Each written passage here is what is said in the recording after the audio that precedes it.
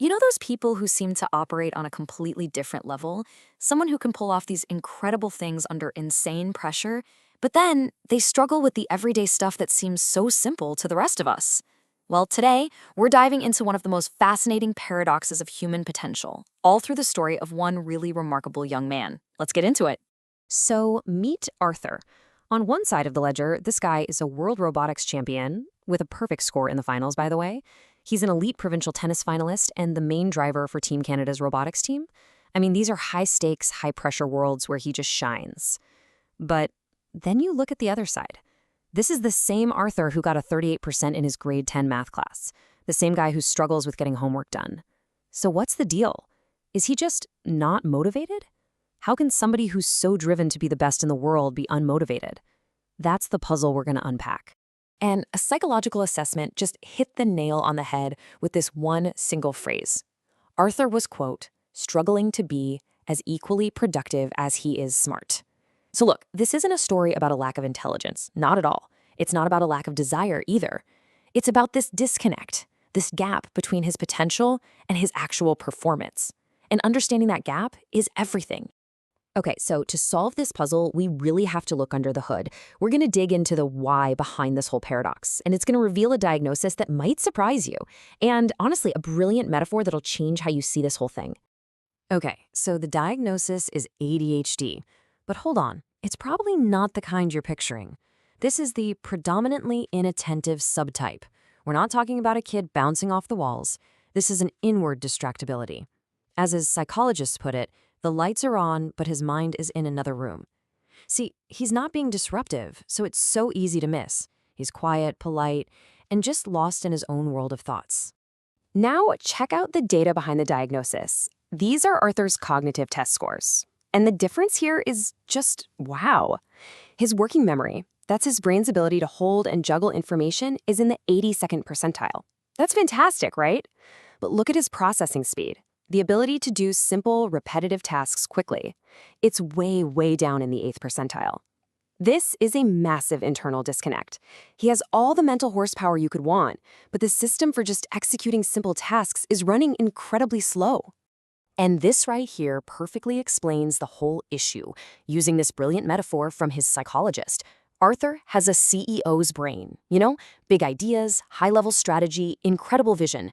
So what's the problem? His administrative team, the part of the brain that handles the planning, the organizing, the time management, the follow-through, well, they just didn't show up for work. He can design a championship-winning robot, but he can't get himself to start the math homework. So, when you have a CEO brain, but a totally missing admin team, what does that actually look like day to day? Well, it really boils down to two major challenges. We're going to call them the two boss battles that Arthur has to fight every single day. First up is the focus hurdle. His brain is just wired to chase after things that are stimulating, things that release dopamine. So it takes a monumental and absolutely heroic effort for him to concentrate on stuff he finds boring. The second battle is the activation barrier. This is that invisible wall he hits when he's just trying to start a task. It's all the planning, the organizing, the time management that his admin team is supposed to be handling. But here's the really good news. You can build an external admin team. This isn't about just trying harder. That's not the answer. It's about creating a playbook of habits, actions, and systems that actually support the way your brain works. So let's see what that looks like for each of these two big challenges. All right, first up, let's tackle the focus hurdle. How do you stay on task when the work itself just isn't lighting up your brain? The playbook here has 3 levels. Level 1 is a really simple habit. We'll call it the dopamine deal. Do the boring task before the fun one. You use the promise of that reward to build up some momentum. Level 2 is a specific action, the audio assist. Tools like Speechify can read text out loud, which can make dense reading way more engaging by adding an audio layer. And level 3 is a full-on system, the digital fortress. When it's time to work, the phone, the TV, the internet, it all goes off, no exceptions. You're creating an environment where focus is actually the easiest path to take. Okay, now for the second boss battle, the activation barrier. How do you get the engine started when just the thought of a big project feels completely overwhelming? We use another 3-level playbook for this one. The habit is the chunk down. A 10-page essay sounds terrifying, right? But writing a single paragraph? That's manageable. You break it down into the smallest possible steps. The action is to get a digital co-pilot. Offload all that scheduling and deadline tracking to an electronic calendar or a task manager. Let the app be your admin. And the system level is the pre-flight briefing. Before you even start a big project, use mapping software to get your thoughts organized visually, review your notes to warm up your brain. You're basically preparing for takeoff instead of just staring at the runway. So, by actually using these playbooks, the goal isn't to fix Arthur. It's not about that at all. The real goal is to bridge that gap between his incredible potential and his day-to-day performance, to finally let his CEO brain execute on its vision. And really, this is the main thing to remember.